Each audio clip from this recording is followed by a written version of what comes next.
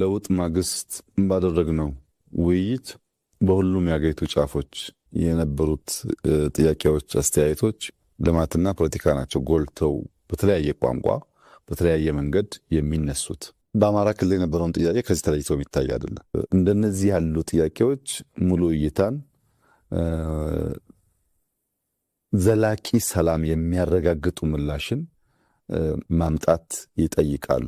እንዲሁ ሰምተህ ወዲያው የምትመልሳቸው ጉዳዮች ሳይሆኑ ሂደት ይፈልጋሉ። የአማራ ሕዝብ ለረጅም ዓመታት ካቀረባቸው ጥያቄዎች አንዱ የወልቃይት ጉዳይ ነው። ይህንን ጥያቄ የፈጠረው የስርዓት መበላሸት እንደነበር የሚያነሱት ጠቅላይ ሚኒስትር አብይ ጥያቄው ዘላቂ ሰላምን በሚያመጣ መንገድ እንዲመለስ በመደመር መንግስት ሚዛናዊ እይታዎች ችግሮች እንዲፈቱ በማድረግም የአጭር ጊዜ ድል ሳይሆን ዘላቂ የሆነ ድልን ለማረጋገጥ እየተሰራ ነው ይላሉ።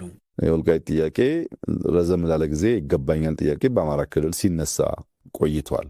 በትግራይ በኩል ያለው ጥያቄ በትግራይ ክልል ይተዳደር ነበር።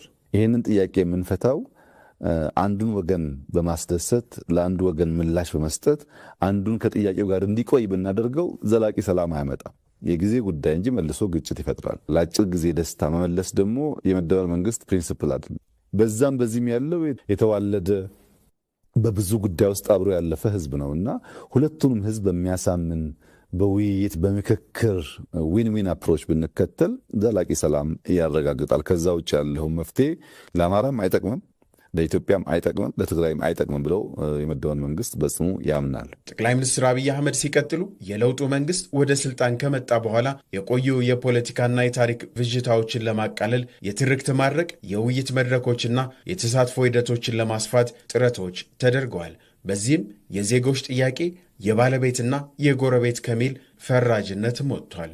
ኢትዮጵያውያን ባለቤት እንጂ ጎረቤት እንዳይሆኑም የሀገር በቀል ሀብቶች በሆኑት በቅኔ ተነጋግረው በሽምግልና ታርቀው በደቦ በጋራ ተሰባስበው በገዳ ስርዓት ተቋም ገንብተው በቂ ምላሾችን እንዲያገኙ የመደመር መንግስት መሰረቶቹን በዚህ ላይ አድርጓል።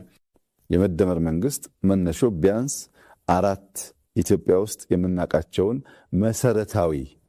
መሰረታዊ እምነቶች፣ ልምምዶች፣ ባህሎች እንደመነሾ ይወስዳል። ለተቋም ገዳም ብንወስድ፣ ለኮሙኒኬሽን ቅኔን ብንወስድ፣ ለሪኮንሲሊየሽን ሽምግልናን ብንወስድ፣ አብሮ ተባብሮ ለመስራት ደግሞ ደቦን ብንወስድ አብዛኛው ጉዳዮቻችን ምላሽ ያገኛሉ ብሎ ነው የመደመር መንግስት ከሀገርኛ ብሂል፣ እውቀት፣ ካልቸር የመነጨ ለኛ በቂ ምላሽ መሆን የሚችል እሳቤ ላይ ቆሞ የመንግስት ስሪቱን የነደፈው።